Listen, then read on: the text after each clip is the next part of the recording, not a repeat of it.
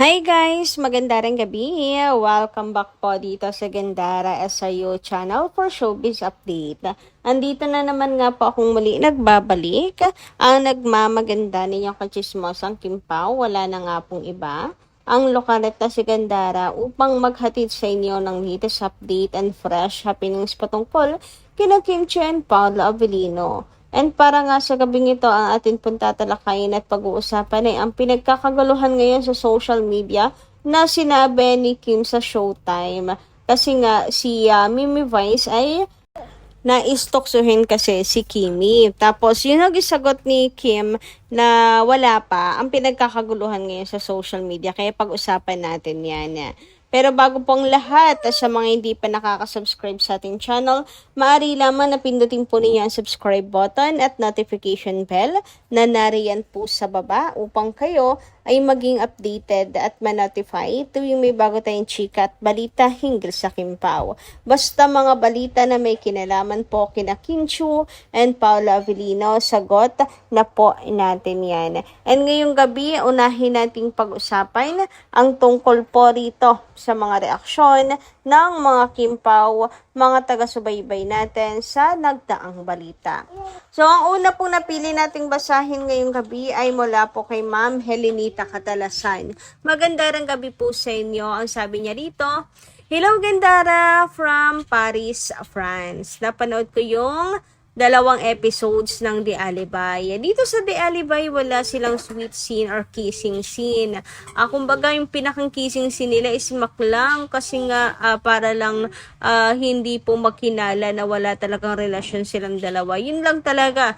Kaya nga po piti ng mga Kimpaw fans na sana ibigyan naman sila ng happy ending. Kagaya ng mga Korean novela, mga ganoon, na nakafocus muna sa story, ayan, kung magka-developan man, pero wala pa rin mga kissing scenes or sweet scenes. Basta pagdating sa naman sa ending ay bawing-bawi, 'di ba? Anyway, ayun na nga. 'Di ba kahit may asawa si Vincent sa The Alibay, hiwalay naman sila. Dapat nahulog ang loob ng bawat isa para may kilig. Anyway, teleserye lang ito, at least in the future, at least in the true person, magjusawa naman ang Kimpaw. God bless Gandara and Kimpaw. Merry Christmas to all of you, Kimpaw and Gandara. Thank you so much, Ma'am Helenita Catalasan. About sa sinabi niyo naman na sanay na loob ang loob, ay pinakita naman po sa The Alibay na nahulog po ang loob talaga nila sa isa't isa. Na-highlight naman siya, yun nga lang wala pong mga sweet scenes pa ang Kimpaw. Sana sa finale ay bumawi po talaga ng husto. 'Di ba? Na ano naman po, nabigyan nila ng justice yung suspense romance. Nagkain laban lang pero parang romance. Parang hindi pa. Sana bumawi po talaga sila sa ending. Yun lang po yung masasabi natin.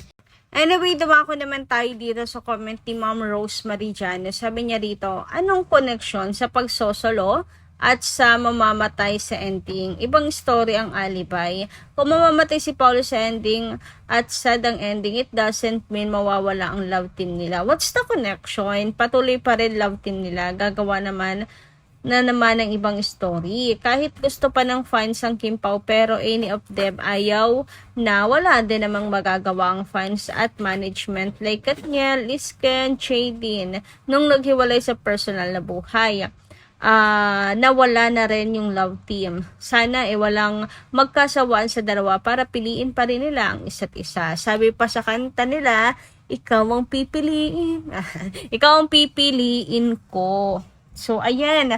Nako, sana nga, yan yung, ganda ng punto nyo dito, Ma'am Rosemary Jano, na sana, hindi po talaga magkasawaan ang Kimpaw, diba? At parati po nilang piliin ang isa't isa. Kasi ito nga yung nangyari, sa Katniel, Isken, JD, yung mga dati pong love team, na sila mismo na ang ayaw na Sila na mismo yung umayaw. Kaya ano pang magagawa, diba? Ng management at ng mga fans kung sila mismo ayaw na kasi nga naghiwalay. Anyway, about naman sa ang koneksyon sa pagsosolo ay kasi po may connection. Kasi, ang punto nung iba, kapag pinatay na yung character, ibig sabihin tinatapos na yung love team. Kumbaga ay wala nang, hindi na ipagpapatuloy. May example dito yung kay Miguel, yung kay Bianca and Miguel, tapos yung Gabru, kay Gabi and Ruru Madrid. Ang nangyari kay sa Gabru is pinatay yung character ng isa doon sa palabas nilang, yung sa may aso. Basta yung sa may aso yun. Pinatay yung isa sa character kasi tapos na yung love team nila. Tinapos na talaga. Kahit hindi pa tapos yung story pinatay na talaga, winala na. Tapos doon sa Encantadia before, na dapat Alena at Ibaro pa rin sa dulo, pero mas pinush yung kay Kylie or Amihan. Tapos dito naman sa Bigel, sa Haya ang last project nila, pero wala, inend na rin talaga nila yung story, parang kasi nga tinapos na yung love team, parang ganun. So may connection din naman daw po yun. Tatapusin na yung character para mag-end na rin at hindi na sila mag-partner pa. Ewan ko lang, pero sana naman hindi. Para lang sana si kagaganda ng kwento at maging remarkable. Yun pong maging unforgettable yung project nilang dalawa na unusual sa inaasahan. Pero wag kayong mag-alala dahil naniniwala ako at malakas ang kapit ko na pipiliin po nila palagi ang isa't isa. Ito nga po at mayroon pong meeting ang Kim Pao with the team The Alibay. So, sana may season 2 po ito or bagong project ng Kim Pao, di natin alam. Samantala, dumako naman tayo sa komento ni Ma'am Vivian Caraig. Sabi niya, Miss Gandara, thanks po. No matter what happens, Kim Pao forever na yan. Lahat ng mga fans ni Kim at Pao ay happy naman. Yung ibang fans, bashers or haters, walang magagawa. Kasi po, bakit ganun po sila? Kawawa naman si Kim, lalo na very down to earth, mabait na tao. Happiness namin siya, ever. Please Lord, protect them po lagi. Thanks po. And yes, sa pamamagitan po natin na Kim Pao fans na patuloy pong nakasuporta, pinagtatanggol si Kim Chu at nandyan po parati sa kanya. Wala po talagang maghagawa ang mga haters na yan, ang mga bashers na yan. Kahit ano pong gawin nilang paninira at panghihila kay Kim Chu, pababa. Anyway, dumako naman po tayo dito sa mainit na pinag-uusapan ngayon sa social media. Hinggil nga po sa naging sagot ni Kim na wala pa. Kasi si Mimi Vice ay may bunot kay Kim. Target niya si Kim gustong favorite talaga nila si Kimi. So sinabi nga doon sasabihin sana niya si Kim, kaso nagmamahal na pala daw. Doon pa lang, alam nyo, si Vice, kapag nagsalita yan, may katotohanan. Yun ngang breakup nila ni Sian, siya din yung nagsabi. At kapag ka narinig po, kapag ka talagang si Vice nagsalita, 98% true. So, alam niya, may alam siya na nagmamahal na talaga si Kim. Kaya niya yun nasabi. Pero si Kim, sabi niya wala pa. So, pinagkakaguluhan ito ngayon ng mga fans. Yung iba, binabash si Kimi na kesyo, bakit ganon, yung kanyang mga sagot nakikita naman sa kanilang galaw na ganto ganyan. Meron nga nagsabi dito, sabi bashing Kim cause she likes peace post on IG and tags him on X, then says wala pa. Ayan, nagagalit daw kay Kim kasi nga nilalike niya yung mga post ni Kim, nilalike niya yung mga post ni Paolo sa IG, tinatag siya sa X, pero sasabihin wala pa.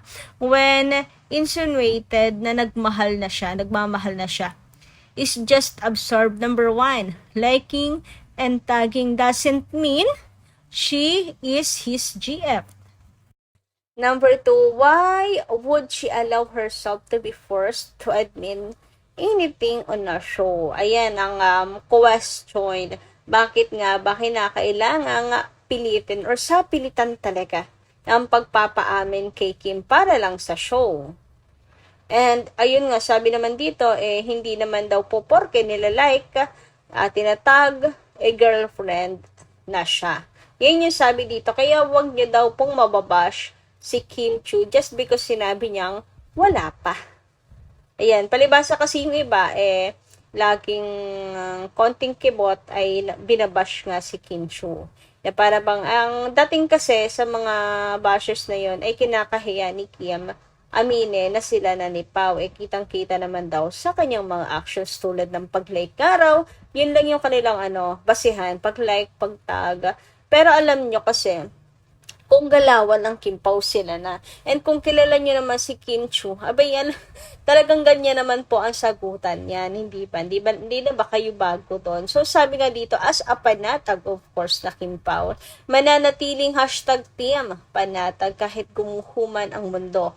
Haha, sa sobrang dami nating resibo since day 1, wala na sigurong kahit na anong denial from them ang papapraning sa akin. Mas okay na wag sila umamin kaysa naman i-feed nila yung ego ng mga taong pala desisyon sa buhay. Ayan, may show more pa dito pero hindi na natin But anyway, ayun nga, #team panatag.